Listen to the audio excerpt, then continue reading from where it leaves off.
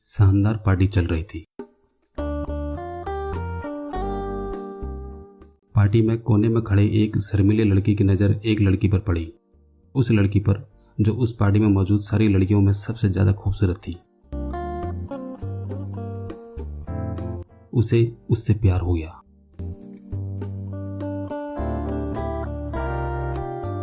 लेकिन उसे इतनी हिम्मत नहीं थी कि वह उससे जाकर बात कर सके।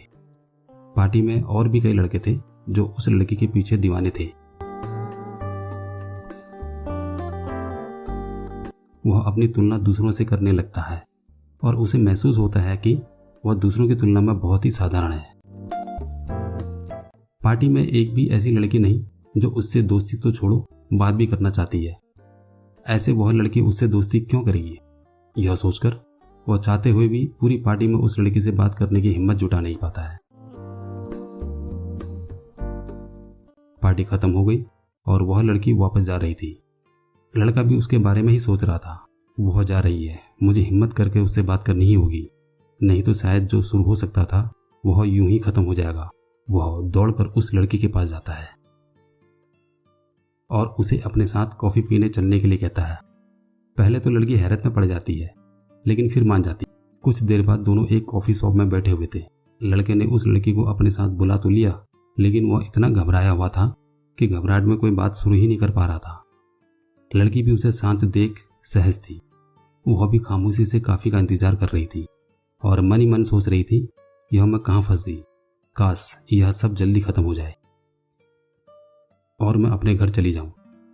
थोड़ी देर में वेटर आता है और उन्हें कॉफी सर्व करता है।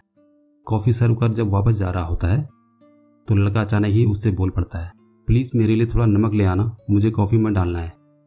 उसकी यह बात सुनकर लड़की चौंक जाती है और उससे पूछ बैठती है, तुम कॉफी में नमक डालकर क्यों पियोगी?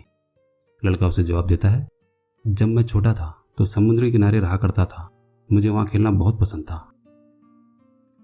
आज भी मुझे समुद्र के पानी का नमकीन स्वाद याद है, इसलिए जब भी मैं यह नमकीन कॉफी पीता हूँ तो मैं अपने बचपन के बारे में सोचता हूँ, अपने शहर के बारे में सोचता हूँ, अपने माता पिता के बारे में सोचता हूँ जो आज भी वहीं रहते हैं। कहते कहते उस लड़की की आंखों में आंसू आ जाते हैं। लड़के का जवाब सुनकर लड़की का दिल पिघल जाता है। उस लड़की को अपने परिवार के बारे में बात करता हुआ देख वह भी अपने घर परिवार बचपन के बारे में बातें करने लगती है। इस तरह दोनों के बीच पड़ी हुई खामोशी की दीवारें टूट जाती हैं और बातों का सिलसिला चल पड़ता है। उस शाम दोनों के बीच एक खूबसूरत दोस्ती की शुरुआत हो जाती है। दोनों का एक दूसरे से मिलना जारी रहता है।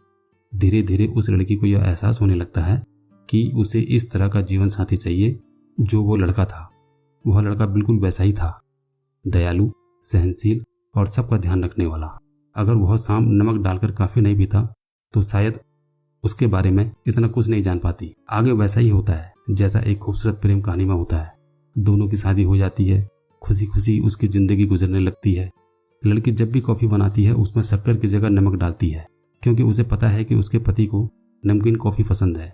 40 साल के लंबे सफर के बाद एक दिन उसका वह खूबसूरत साथ टूट जाता है। लड़के की एक लंबी बीमारी के कारण मौत हो जाती है। एक शाम लड़की पुरानी चीजों को देख उसे याद कर रही थी कि तभी उसे उसमें लड़के का लिखा हुआ एक खत मिलता है। वह खत पढ़ने लगती है। उसमें लिखा होता है कि माई डियर वाइफ, प्लीज मुझे माफ कर देना उस झूठ के लिए जो मैंने कभी तुमसे बोला था। तुम्हें याद है हमारी पहली डेट? पता है उस समय इतना नर्वस था कि घबराहट में मैंने वेटर से शक्कर की जगह नमक मांग लिया था। कैसे कहूं कि उसके बाद मुझे कितनी शर्मिंदगी महसूस हुई थी। क्या करता, शर्मिंदगी से बचने के लिए मैंने झूठी कहानी गढ़ दी। लेकिन सच कहूं, उस समय मुझे यह पता नहीं था कि मेरा वही झूठ हमारे बीच पड़ी खामोशी की दीवार को तोड़ देगा और हमें एक दूसरे के इतना करीब ले आएगा।